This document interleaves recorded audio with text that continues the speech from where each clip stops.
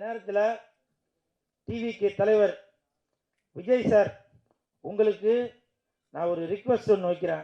நான் உங்களுடைய ரசிகன்.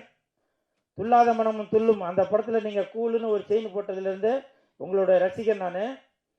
அந்த ரசிகனாக இருந்து உங்கள் பாதம் தொட்டு உங்கள் காலில் விழுந்து நான் ஒரு ரிக்வெஸ்ட் ஒன்று வைக்கிறேன். ரிசல்ட் வந்ததுக்கப்புறம் வெற்றியும் வரும், என்ன வேணாலும் வரும். ஆனால் அதை தாங்கிக் கொள்கின்ற மன வலிமை ரசிகர்களுக்கும் தொண்டர்களுக்கும் வேணும். அந்த ரசிகர்களும் தொண்டர்களும் தயவு செய்து ஏதாவது, நான் என்ன சொல்ல வரேன்னு புரியும்னு நினைக்கிறேன். பாருங்க, சொன்ன அலாரம் கூட அடிக்குது. அதனால அந்த மாதிரி ஒரு தற்கொலைக்கு யாரும் தயவு செஞ்சு போயிடாதீங்க.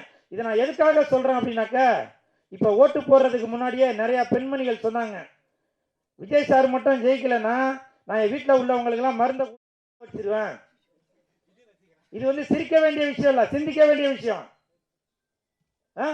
ஒரு ஒரு ஒரு குழந்தைய பெற்று ஆளாக்கி அந்த அந்த குழந்தை டாக்டர் ஆவானா, இன்ஜினியர் ஆவானா, கலெக்டர் ஆவானா? ஏன் நீங்க நினைக்கிற மாதிரி விஜய் சார் முதலமைச்சர் ஆவாரா அப்படின்னு எதிர்பார்க்கிற மாதிரி உங்களுடைய மகனும் ஒரு முதலமைச்சர் ஆகணும் அப்படின்ற ஒரு எண்ணம் உங்களோட குழந்தைகளுக்கு வர மாதிரி நீங்க நடந்துக்க மாட்டீங்களா?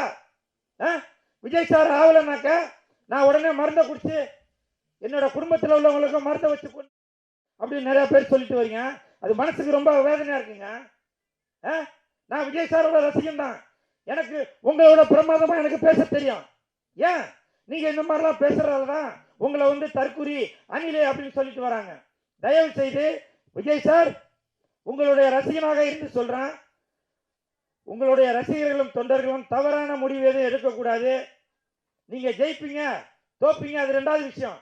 ஏன்னா ஒரு தலைவனுக்கு வெற்றி தோல்வி என்பது வரும் போகும். அதை தாங்கிக்கக்கூடிய சக்தி தொண்டர்களுக்கும் ரசிகர்களுக்கும் வேணும். அதனால தயவு செய்து நீங்க நாளைக்கே இதுக்கு ஒரு முடிவு கட்டுங்க. என்ன வேணா அறிவிப்பு வரும். அதனால தொண்டர்களே ரசிகர்களே எந்த ஒரு தவறான முடிவு எடுத்துட்டு வராதீங்கன்னு.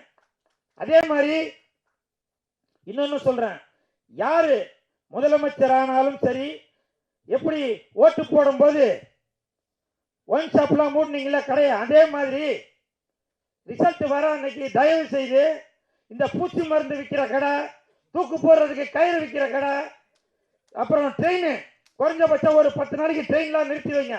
எந்தெந்த இடத்துல தற்கொலைகள் எல்லாம் நடக்குமோ அது எல்லாத்தையும் இழுத்து மூடுங்க. இது நான் சிரிக்கிறதுக்காக சொல்ல வரல, சிந்திக்கிறதுக்காக சொல்ல வரேன்.